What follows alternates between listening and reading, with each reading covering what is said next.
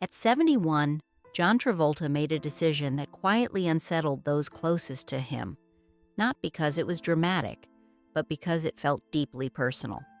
Friends noticed small gestures first. A vintage leather jacket from Saturday Night Fever was gifted to a young performer he barely knew. A backup white suit from the film was mailed anonymously to a Brooklyn dance instructor. Even a pair of pilot wings, once given to him by Kelly Preston, was handed to a stranger at a charity event. These weren't impulsive acts. They were thoughtful, intentional, and strangely peaceful. Those who had known Travolta for decades sensed a change, not sadness, but reflection. He wasn't letting go of life. He was redistributing meaning. In quiet moments at his Florida home, he spent more time alone, flying simply to fly, choosing stillness over noise.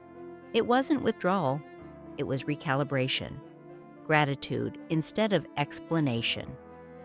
In October 2025, Travolta shared a short video he titled, "A Message to Everyone Who Ever Believed in Me." There was no announcement, no context, no dramatic framing. His voice wavered, not with fear, but with emotion. He spoke about gratitude, about audiences, about how every role and every dance had been an exchange of trust. He didn't explain why he felt compelled to say it. He didn't need to. His daughter Ella asked him not to post it, sensing vulnerability. His son Benjamin simply asked if everything was okay. Travolta smiled and reassured them. Those close to him later said the video wasn't about endings, but acknowledgement. After decades of being seen, judged, celebrated, and misunderstood, he wanted to speak plainly. No persona, no performance, just thanks.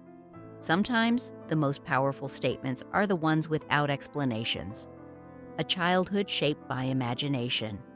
To understand John Travolta's emotional language, you have to return to a modest home in Englewood, New Jersey. Born in 1954 as the youngest of 6 children, he grew up in a household where money was tight, but imagination was abundant. His father worked long hours, while his mother, Helen, filled the home with acting lessons and rehearsals to support the family. She transformed their living room into a stage, performing scenes while cooking dinner.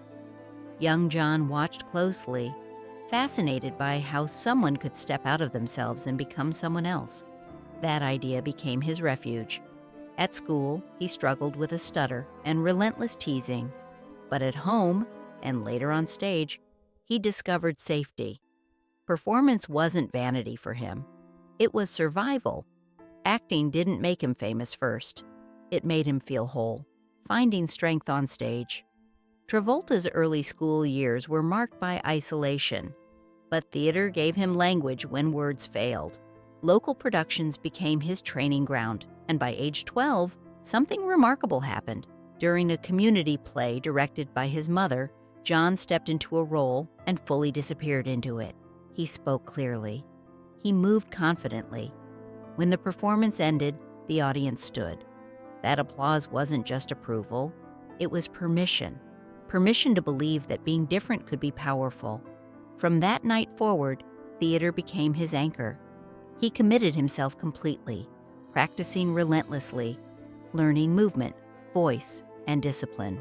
While the world outside remained harsh, the stage became consistent. It rewarded effort, not conformity. That sense of earned belonging stayed with him long after fame arrived, grounding him during moments when public attention felt overwhelming or hollow. Leaving home before he was ready. At 16, Travolta made a decision that frightened everyone who loved him. He left high school and moved alone to New York City with little money and enormous hope. Life there was unforgiving. He lived in cramped rooms, worked exhausting jobs, and auditioned constantly. Rejection became routine. There were nights he questioned everything, sitting alone with doubt louder than ambition. Yet he kept going. Acting classes sharpened his skills. Voice training helped him overcome his stutter. Slowly, opportunities appeared. Off-Broadway roles led to touring productions. Then Broadway. Each step forward felt earned, not guaranteed. When Welcome Back, Cotter introduced him to television audiences. The fame arrived suddenly, but the discipline behind it had been years in the making. That early struggle never left him. It shaped how seriously he treated every chance that followed. When stardom arrived, all at once. The late 1970s transformed Travolta from a working actor into a cultural phenomenon. Saturday Night Fever didn't just showcase his talent, it captured an era. His performance balanced vulnerability and bravado, reflecting his own journey.